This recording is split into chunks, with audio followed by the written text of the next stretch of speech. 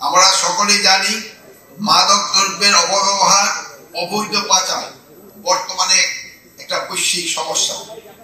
বর্তমান বিশ্বে যে সমস্ত সমস্যা বিশ্ব বিবেককে নাড়া দিয়েছে, মাদকাসক্তি তার একটা অন্যতম। বিশ্বের এক প্রান্ত থেকে অন্য প্রান্ত পর্যন্ত এর কালো থাবা বিস্তৃত। মাদকের অবৈধ প্রচার, অবৈধ পাচার এবং অপব্যবহারের ফলে জনস্বাস্থ্য, আইন শৃঙ্খলা ও দেশের অর্থনীতি হুমকির মুখে পড়েছে। মাদকের ভয়াবহ আগ্রাসনের কারণে দেশের উন্নয়ন বাধাগ্রস্ত হচ্ছে। যে কোনো দেশের উন্নতির প্রধান নিয়ামক হলো কর্মক্ষম বিপুল যুবশক্তি। আধুনিক ও প্রযুক্তিগত শিক্ষায় শিক্ষিত এই দক্ষ যুবশক্তি পারে দেশকে উন্নতির চরম শিখরে নিয়ে যেতে। বাংলাদেশের প্রেক্ষাপটে যখন বৈষম্য, বঞ্চনা, অবিচার এবং মূল্যবোধের সংকট তৈরি হয়েছে, তখনই যুব সমাজ সংকল্প ঐক্যের মাধ্যমে তা প্রতিহত করেছে।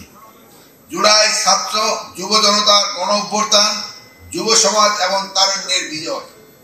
25 বছরের ওয়ারেন্টিযুক্ত দীর্ঘস্থায়ী দরজা প্রোটেক্টর, আধুনিক ও মজবুত দরজা। ভবিষ্যতে উন্নত সফল রাষ্ট্রের কাতারে উপনীত হতে হলে আমাদের এই তরুণ সমাজকে মাদক থেকে অবশ্যই মুক্ত রাখতে হবে।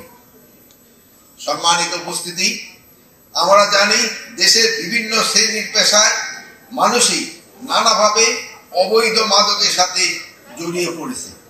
আর আমাদের দেশের মাদক চোরাচালানের একটি ভয়াবহ বিষয় হলো নারী, শিশু এবং কিশোরদের এই গহীন কাজে ব্যবহার করা হচ্ছে। ফলে তাদের মধ্যে অপরাধ প্রবণতা যেমন বৃদ্ধি পাচ্ছে, তেমনি তাদের একটি উল্লেখযোগ্য অংশ মাদকাসক্ত হয়ে পড়েছে।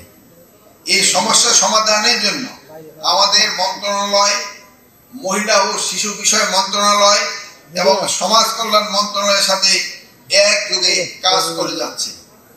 পাশাপাশি শিক্ষা প্রতিষ্ঠান সমেত মাদক বিরোধী কমিটি গঠন করে নিয়মিতভাবে সভা, সেমিনার, বিতর্ক প্রতিযোগিতার আয়োজন সহ সচেতনমূলক বিভিন্ন কার্যক্রম পরিচালনা করা হচ্ছে।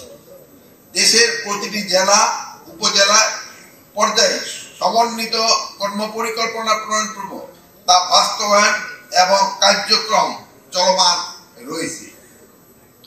সম্মানিত সুধী, প্রযুক্তির উন্নতির সাথে সাথে বিশ্বের বিভিন্ন দেশে নতুন সিনথেটিক, সেমি সিনথেটিক ড্রাগ, যেটাকে এনপিএস বলা হয়, এর আবির্ভাবের ফলে মাদক দ্রব্যের অপব্যবহার ও অবৈধ পাচার জনিত সমস্যা আরো ঘনীভূত হয়েছে।